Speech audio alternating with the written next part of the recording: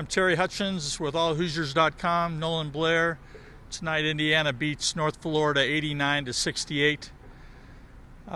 Sloppy at times, but at the same time, Indiana 11 turnovers, 17 assists. I mean, there were some positives here too. I think the story coming into this game was the lack of assists. So it was definitely exciting to see some improvement there, and they finally looked like the theme in the post conference was they're getting an identity, and you could definitely see that they are kind of forming something here, and so I think it was a form of something tonight for sure.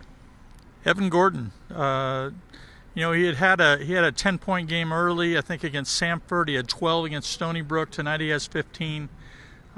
He's starting to kind of come into his own a little bit, and maybe again with an identity, and also forming a bit of a role. And I think this team needs Gordon because, as we saw in the Syracuse game, there might be a lack of leadership in this team, and it's good to have an older player who has played at this is his third school, so he knows a lot about the game. So it's good to have him kind of starting to get the feel on the court here in the Big Ten, the Big Ten school. So hopefully he'll turn into a good leader because this team definitely needs it. I mean, the one thing I've really noticed early on is just that. And the players are talking about it in the postgame too, is that, because Indiana hasn't been able to hit the perimeter shot, teams have been starting to pack it in and almost dare them to shoot a little bit. So when you get Austin Etherington hitting a couple of threes, you get Evan Gordon hitting the shot, Jeremy Hollowell has a perimeter shot. I think, Gordon had a couple of them.